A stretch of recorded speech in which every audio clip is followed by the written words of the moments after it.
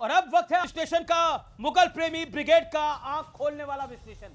बाबर की करतूत, युद्ध में मारे गए लोगों के सिर काटकर स्तंभ बनवाता था यह व्यक्ति। हिंदुओं के कई धार्मिक स्थलों को क्रूरता से तुड़वाया। राम मंदिर भी बाबर ने तुड़वाया था। आइए बढ़ता हूं मैं आगे। अकबर शांति दूत, चित्तौड़ में 30,000 लोगों को मरवाकर महिलाओं बच्चों को अपना दास बनाया। अकबर के बारे में यह कहा जाता है और इसे शांति दूत मानते हैं हमारे देश के कई लोग।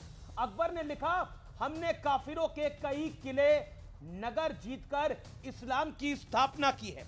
औरंगजेब को आलमगीर कहते हैं। अब इनकी कहानी सुनिए।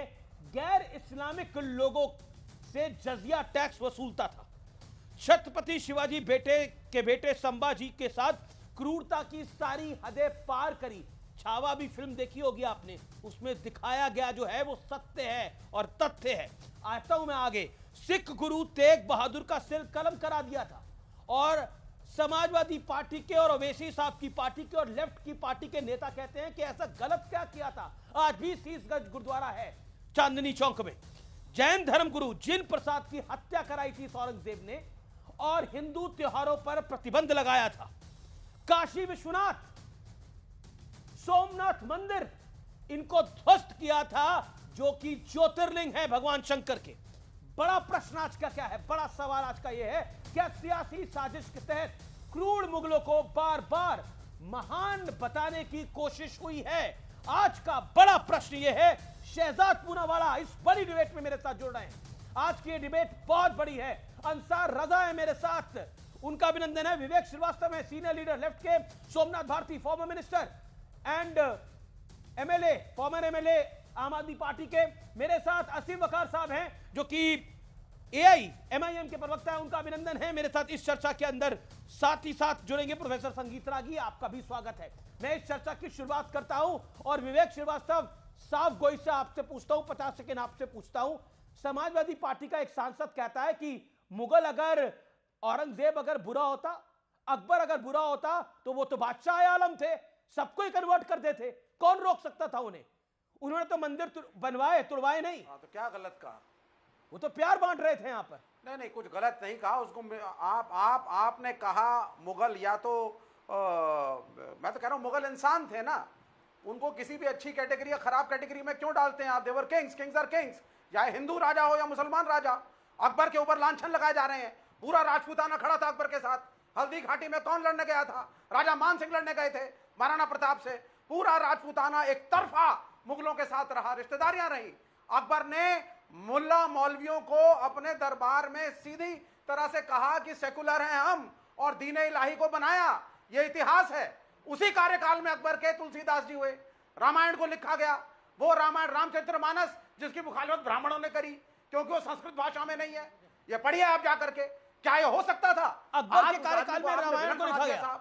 यहां खड़े होकर के रामचरितमानस अकबर के कार्यकाल में लिखा गया है, बिल्कुल लिखा गया है। और उसकी अकबर ने काफिर किसको कहा था? अगर आपकी नजर में अकबर महान है, एक सेकंड, एसटी हसन कहते हैं, एसटी हसन कहते हैं कि उन्होंने मुगल प्यार मोहब्बत से शासन करते थे। काफिर किसको लिखा था? मंदिर किसने तोड़े? जी, अकबरनामा में क्या लिखा हुआ है? सुन लीजिए बाप।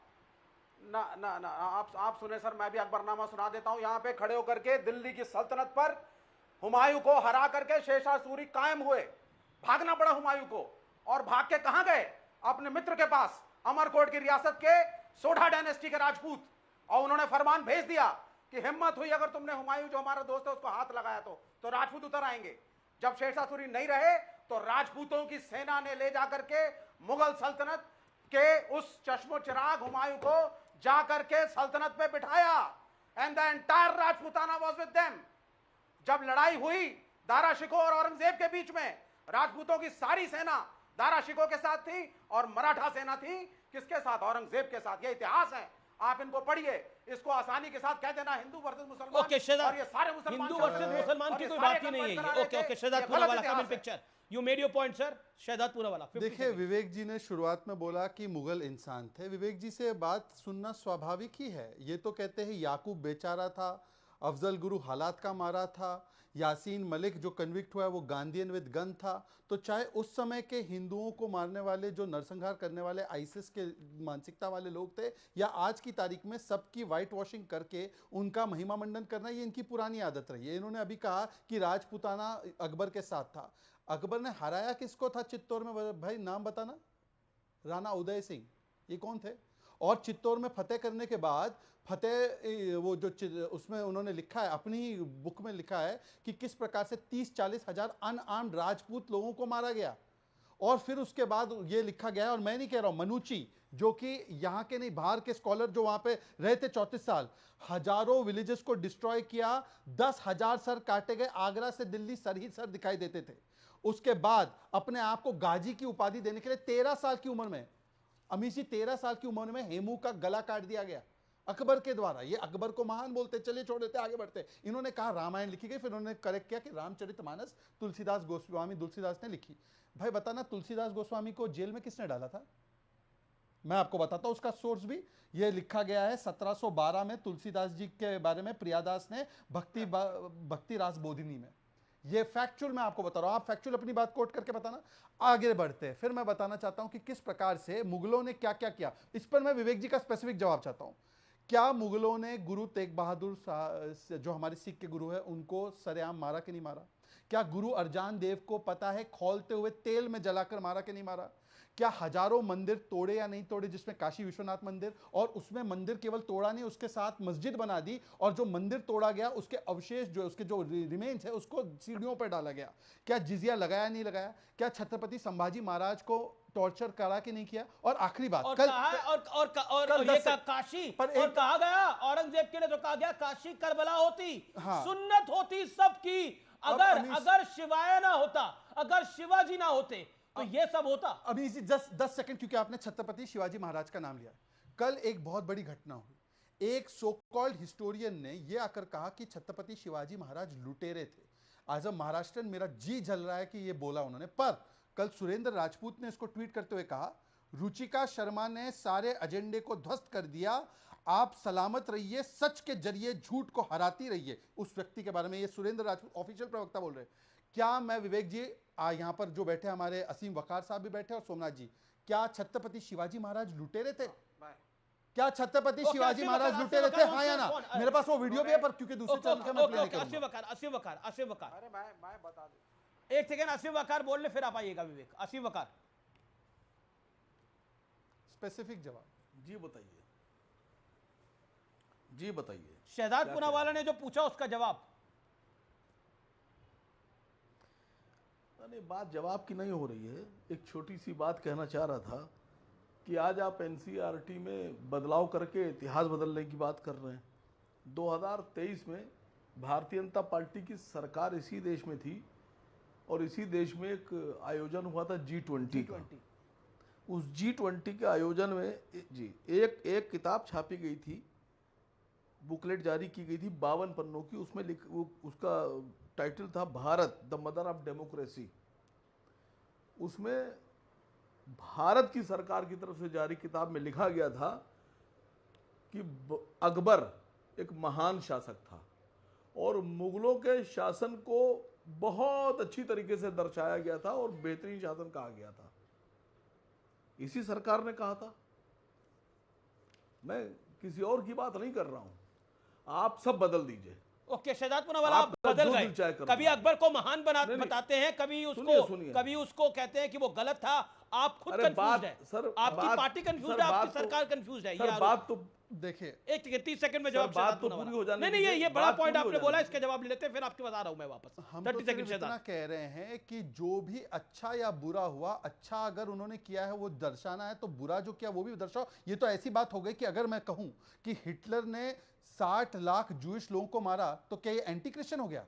अगर मैं कहूं अंग्रेजों ने भारत को 200 वर्षों तक लूटा, तो क्या मैं एंटी कांग्रेस हो गया? अकबर को आप क्यों महान बता रहे हैं? आपकी क्या कंपल्शन हो गई? नहीं, ये दिखाए। उनको तो वोट एक चाहिए, सेकंड। आपको क्या दुकान चलानी है एक भाई? सेकंड, मैं तो बता रहा हूं। पहले तो ये बता दे कि ये सोर्स बुक दिखा दे, अगर बुक है, क्योंकि उन्होंने बुक कोट की है, तो पेज नंबर, वर्स नंबर सब बता दे और दिखा दे ये बुक में है कि नहीं है। पर मैं पूछना चाहता हूं, आप बताइए कि कोई क्रिश्चियन ये नहीं कहता किसी जगह को देखकर कि ये पार्लियामेंट जो है मेरे बाप दादाओं ने बनाई। पर मुगलों ने जो चार मीनार बनाए ये 800 वर्षों तक हमने हुकूमत की और ये हमारे बाप दादाओं की है। तो ये मुसलमान point को मुगल से जोड़ते ये लोग हैं, एसटी हसन है। बताइए मुगलों के क्रूरता का वखान ये बात करना वो किस प्रकार से मुसलमानों की बदनामी होती है, ये जवाब दीजिए। मेरा ये कहना है, आप अपने आप को अगर जोड़ना भी है तो आप जुड़िए, इतने दानिश्वर लोग हुए मुस्लिम कौम के अंदर, उनके साथ जोड़िए। आप औरंगजेब के साथ जोड़ लेते हैं, आपके नेता तो औरंगजेब को रहमतुल्लाह बोलते हैं, तो तकलीफ तो वही होती है। वो औरंगजेब तो 1.25 मन जनेऊ जलाता था। नहीं सर, देखिए आप मुझसे सवाल पूछा, बहुत अच्छी बात है। ये जो जनेऊ वाली बात है ये आपने बिल्कुल ऐसी कर दी कि मुझे लग रहा है कि आपने पढ़ा नहीं है कुछ। ये तो भड़काऊ वाली बात आप कर रहे हैं। न जाने कितने ब्राह्मण चलिए 1.25 मन जनेऊ पे आपको मुगलों के दिक्कत है। दरबार में नौकरी करते थे। अच्छा, काशी विश्वनाथ का मंदिर तोड़ा, उस पर तो कोई दिक्कत नहीं सुन तो है। लीजिए। सोमनाथ जी का मंदिर तोड़ा, उस पर तो कोई समस्या नहीं है। सुन तो लीजिए, अरे मेरी बात तो आ जाने दीजिए सर, पूरी बात आ जाने दीजिए। अभी आपने जजिया की बात की, आपने जजिया की बात की सर। आज तो मोदी जी बहुत टैक्स लेते हैं, वैट लेते हैं, जीएसटी लेते हैं, इंटरटेनमेंट टैक्स लेते हैं, जीएसटी से कफन पे टैक्स लेते हैं, गेहूं पे।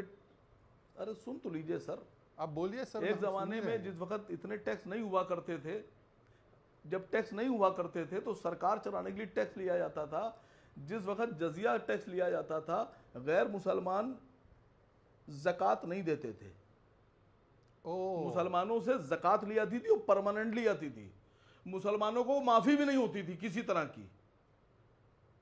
लेकिन जो जजिया टैक्स है वो पीरियड के हिसाब से लागू किया गया, फिर हटा दिया गया, लागू किया फिर हटा दिया। लेकिन जो ज़कात मुसलमानों पे थी वो परमानेंट जारी रही और किसी मुसलमान को कोई छूट नहीं दी गई, उनको देना पड़ता था। दूसरी अभी आपने अच्छा, बात जजिया लिया क्यों सब जाता बदल था? दीजिए। गैर मुसलमान से जजिया लिया जाता था ना, मुसलमान से ज़कात ली जाती थी। नहीं, जजिया क्यों लिया जाता? कमाल जैसे की बात बताऊं है। आपसे, ओके, जवाब शहजाद पूनावाला।